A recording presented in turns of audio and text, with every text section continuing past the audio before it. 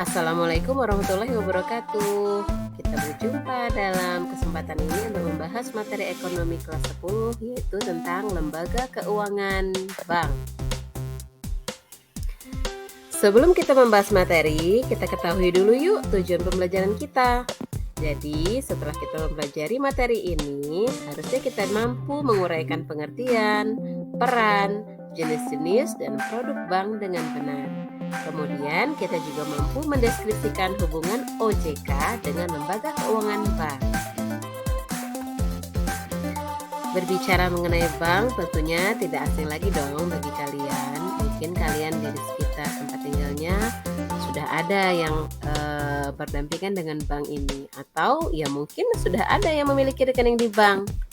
Ya, jadi untuk pengertian bank itu, bank adalah badan usaha yang menghimpun dana dari masyarakat dalam bentuk simpanan dan menyalurkannya kepada masyarakat dalam bentuk kredit dan atau bentuk-bentuk lainnya dalam rangka meningkatkan taraf hidup rakyat banyak.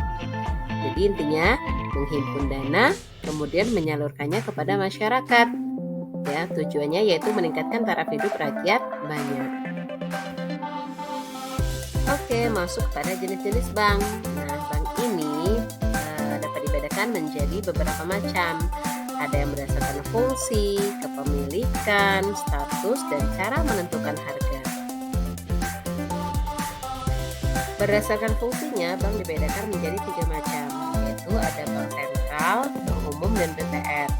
Bank sentral ini adalah Bank Indonesia yang punya wewenang untuk mencetak uang, kemudian dia juga bisa merumuskan serta melaksanakan kebijakan moneter dengan tujuan menjaga kestabilan nilai mata uang rupiah. Sementara kalau bank umum adalah bank-bank konvensional yang dalam kegiatannya menghimpun dana, kemudian menyalurkannya serta menyediakan jasa dalam lalu lintas pembayaran. Nah, inilah yang membedakannya dengan BPR. Kalau BPR lebih pada usaha atau kegiatan menghimpun dana, tetapi lebih maksimum pada bidang perkreditan atau menyalurkan dana serta tidak menyediakan jasa dalam lalu lintas pembayaran. Kemudian biasanya BPR ini juga menempatkan dananya pada bank lain. Selanjutnya berdasarkan kepemilikan, ada beberapa jenis bank di sini, yaitu yang pertama adalah bank milik pemerintah, di mana untuk permodalan dan keuntungannya sepenuhnya dikuasai oleh pemerintah. Contohnya adalah adanya bank BRI, BTN, BNI, dan Mandiri. Kemudian selanjutnya adalah bank swasta nasional, berarti sebagian besar sahamnya dimiliki oleh swasta nasional. Seperti contohnya ada Bank Danamon, Bank Mega, BCA, Lipo, Niaga, dan Bank Bumi Putra. Selanjutnya ada bank milik koperasi, di mana seluruh sahamnya dan seluruh keuntungan usahanya dimiliki oleh perusahaan yang berbadan hukum koperasi. Contohnya kalau di Indonesia adalah Bank Bukopin. Selanjutnya ada bank milik asing, berarti permodalannya sepenuhnya adalah milik luar negeri atau pihak asing. Di sini contohnya bisa ada Bank of America, Citibank, kemudian Bangkok Bank, Bank of Tokyo, dan sebagainya. Ada juga bank campuran, yaitu yang sahamnya dimiliki oleh pihak swasta nasional dan pihak asing. Jadi contohnya di sini adalah Marinecorp Bank dan Pacific Bank. Berikutnya ada jenis bank berdasarkan status, di mana di sini dibagi menjadi 2, yaitu bank devisa dan bank non devisa.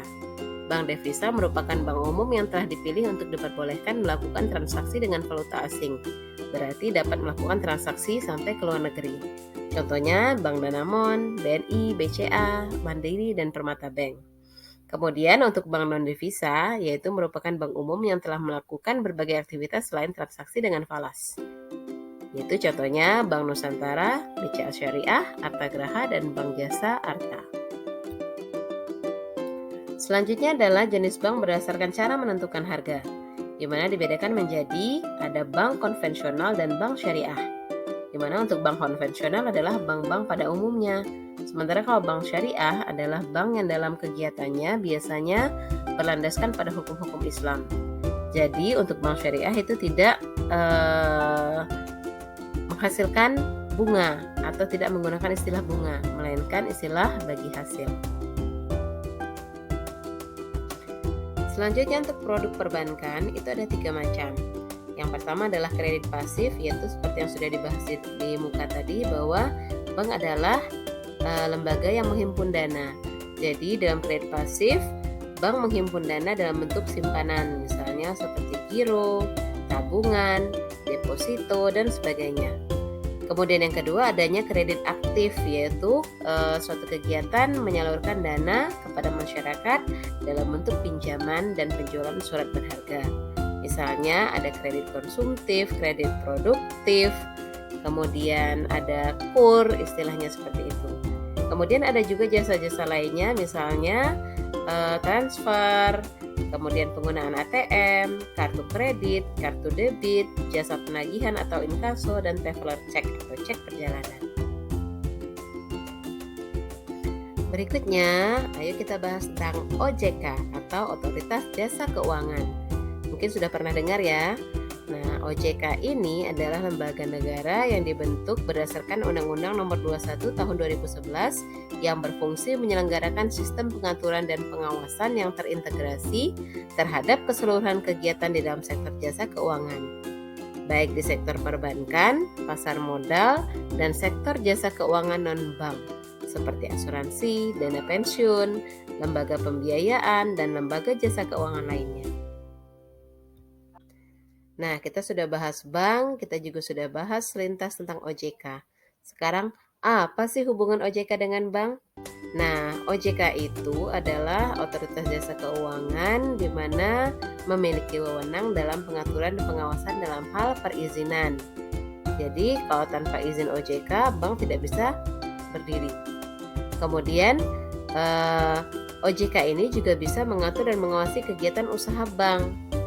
Selanjutnya, kesehatan bank dalam hal ini adalah rentabilitas, likuiditas, solvabilitas bank itu akan diperiksa oleh OJK. Selanjutnya, OJK juga berwenang dalam pengaturan dan pengawasan dalam kehati-hatian bank. Jadi dalam kegiatan operasional bank, kalau misalnya terjadi aktivitas-aktivitas yang tidak biasa, maka itu akan menjadi bahan untuk penyelidikan dari OJK supaya mencegah terjadinya tindak kriminalitas dalam perbankan, begitu juga dengan tindakan pencucian uang, seperti itu. Selesai sudah pembelajaran kita pada hari ini. Semoga apa yang sudah kita pelajari menjadi ilmu yang bermanfaat. Kemudian sampai jumpa lagi pada pembelajaran berikutnya. Terima kasih. Assalamualaikum warahmatullahi wabarakatuh.